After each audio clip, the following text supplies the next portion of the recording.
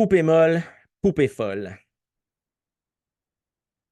Tu connais peut-être l'asile de Sainte-Clotilde au sud de l'autoroute 20, entre Victo et Drummond. C'est une vieille bâtisse délabrée.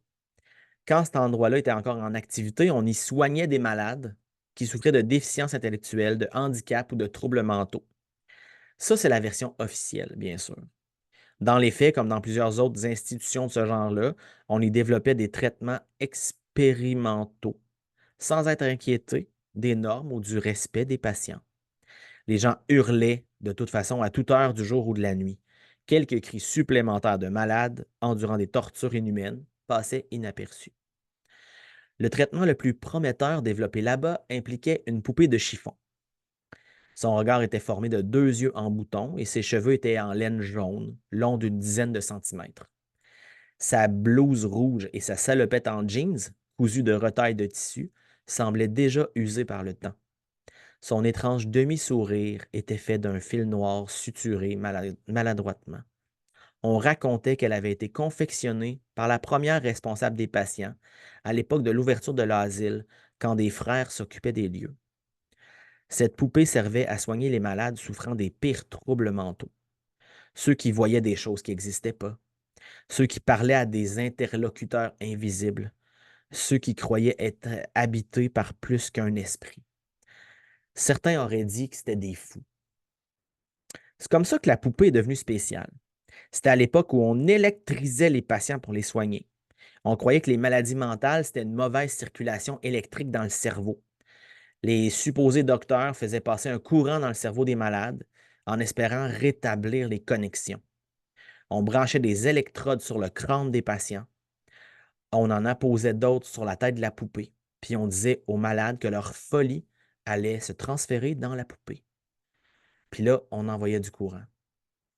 Puis j'ignore comment ça s'est produit, mais la rumeur raconte que les patients guérissaient pour vrai.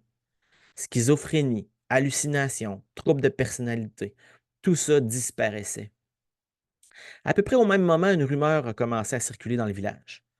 Les gens racontaient qu'il y avait des bruits dans leur maison la nuit. Certains disaient avoir aperçu une silhouette, toute petite, portant une salopette en jeans et une blouse rouge, qui se sauvait en courant. Des poules ont été retrouvées la tête coupée, les plumes enduites de sang. On a cru que c'était l'œuvre des renards, mais jamais les animaux ne laissent des traces aussi nettes avec leurs dents.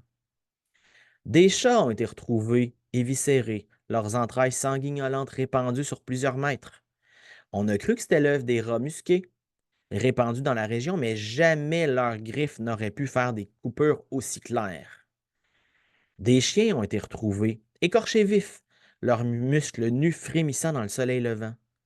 On a cru que c'était l'œuvre d'ours des forêts autour, mais jamais les grosses bêtes n'auraient pu arracher la peau sans abîmer les cabots.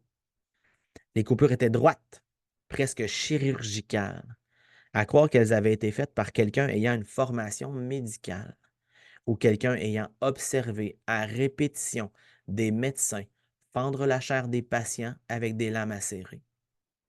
Puis une nuit, une mère s'est réveillée, en sursaut, dans une maison qui était peut-être à une centaine de mètres de l'asile. Elle avait entendu un grand cri et des petits pas précipités. Elle est sortie du lit en panique et s'est élancée vers la chambre de son fils. Du sang recouvrait tous les murs et baignait le garçonnet à la gorge tranchée.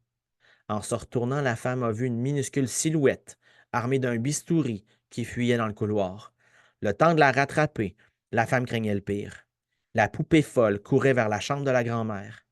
Quand la mère est entrée dans la petite pièce où elle dormait, elle l'a vue, la poupée molle, plonger le bistouri dans les yeux de la grand-mère. La lame tournait et tournait, tandis que la vieille dame hurlait, hurlait. La femme s'est mise à crier pour arrêter l'affreuse poupée. Et quand celle-ci a tourné la tête vers sa prochaine victime, ses deux yeux en bouton brillaient d'un désir meurtrier. Son demi-sourire sadique, cousu de fil noir, s'était métamorphosé en rictus sadique de sang barbouillé. La mère, par réflexe, a saisi le tisonnier dans le foyer tout près, puis a frappé la fillette de chiffon à répétition. La tige de métal, chauffée par les braises, a mis le feu à la poupée. Elle s'est sauvée en courant à toutes jambes vers l'asile, le feu la consumant à mesure qu'elle fuyait. C'est cette nuit-là qu'un incendie a ravagé l'asile. 9 patients sont morts, 2 infirmières aussi. Les pompiers ont sauvé une partie de la bâtisse, mais le mal était fait. On a fermé l'asile. La femme qui avait blessé la poupée a été arrêtée et accusée du meurtre de son enfant et de la mutilation de sa mère. Elle n'a pas arrêté de clamer son innocence. Mais personne ne l'a jamais cru quand elle accusait la poupée folle de l'asile. Elle a été emprisonnée à Joliette, dans la section à sécurité maximale. C'est là qu'on la retrouve un matin, défigurée et lacérée, vidée de son sang.